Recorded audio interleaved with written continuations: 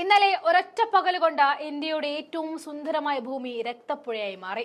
ഈ രാജ്യത്തെ ഞെട്ടിച്ച ആക്രമണമാണ് ഇന്നലെ പഹൽഗാമിൽ ഉണ്ടായത്. ഇന്ത്യയുടെ മിനി സ്വിറ്റ്സർലാൻഡ് എന്നറിയപ്പെടുന്ന അവിടെ നിമിഷ നേരങ്ങൾ കൊണ്ടാണ് പുൽച്ചെടികൾക്കും തണൽ മരങ്ങൾക്കും താഴെ മൃതദേഹങ്ങൾ കുന്നുകൂടിയത്. പെട്ടെന്നായിരുന്നു തന്റെ സൗദി യാത്ര ഒരു ദിവസം വെട്ടിച്ചുരുക്കിക്കൊണ്ട് പ്രധാനമന്ത്രി നരേന്ദ്രമോദി ഡൽഹിയിലേക്ക് തിരികെ എത്തിയത്. 2019 പുൽവാമ ആക്രമണത്തിന് ശേഷമുള്ള കാശ്മീരിലെ ഏറ്റവും വലിയ ഭീകരാക്രമണമാണ് ഇതെന്ന് റിപ്പോർട്ട് ചെയ്തു. ഈ ആക്രമണത്തിന്റെ ലക്ഷ്യം എന്തെന്നത് വ്യക്തമല്ല എങ്കിലും ആക്രമികൾ കൃത്യമായി ഐഡന്റിറ്റി കാർഡുകൾ പരിശോധിച്ച് ആരൊക്കെ ഇല്ലാതാക്കണമെന്ന് തീരുമാനിച്ചിരുന്നതായിട്ടും വെടിക്കോപ്പുകളുമായി ഇറങ്ങിയെന്നും റിപ്പോർട്ടിൽ പറയുന്നുണ്ട്.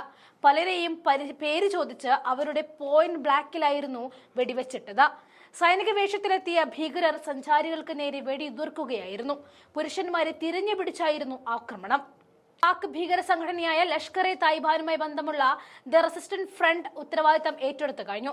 വിവാഹം കഴിഞ്ഞ 6ാം നാൾ ഹണിമൂൺ ആഘോഷിക്കാനെത്തിയ വധുവിന്റെ കൺമുമ്പിൽ വെച്ചായിരുന്നു വരൻ മരിച്ചു വീണത്. അപ്പോഴും അവളെ ഉപദ്രവിക്കാതെ നിങ്ങളുടെ മോദിയോട് പോയി ചോദിക്കൂ എന്നാണ് ആക്രമകാരികൾ ആക്രോശിച്ചത്. സൂക്ഷ്മം നിരീക്ഷിച്ച് കൃത്യമായ ധാരണയോടുകൂടി നടത്തിയ ആക്രമണമാണ് ഇതെന്ന് വ്യക്തമാവുകയാണ്. കേന്ദ്ര ഭരണകൂടത്തെ തന്നെ പിടിച്ചുകുലുക്കിയ സംഭവമായിരുന്നു ഇത്. ഈ വിഷയത്തിൽ ഒറ്റക്കെട്ടായി രാജ്യം നിൽക്കുമെന്ന് ഉറപ്പ് പ്രതിപക്ഷവും നൽകിക്കഴിഞ്ഞു. ദേശീയ സുരക്ഷാ ഉപദേഷ്ടാവ് അജിത് ഡോവൽ പ്രധാനമന്ത്രിയെ സ്ഥിതിഗതികൾ ധരിപ്പിച്ചു. ഭീകരാക്രമണ വാർത്ത വിവരം പുറത്തുവന്നതിന് പിന്നാലെ പ്രധാനമന്ത്രി അടിയന്തര ഇടപെടലുകൾ നടത്തിയിരുന്നു.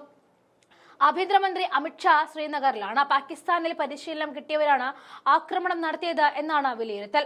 അതിനിടെ പാകിസ്ഥാനെ ലക്ഷ്യമിട്ട് അതിർത്തിയിൽ ഇന്ത്യ ഷെൽ ആക്രമണം തുടങ്ങിക്കഴിഞ്ഞു. പഹൽഗാമിന് തൊട്ടടുത്ത മേഖലയിലാണ് ആക്രമണം നടത്തിയത്. ടാറ്റ പാനിയയിലാണ് ഷെല്ലാക്രമണം ഉണ്ടായത്. ആക്രമണം നടത്തിയ ഭീകരരെ ഇന്ത്യ തിരിച്ചറിഞ്ഞിട്ടുമുണ്ട്.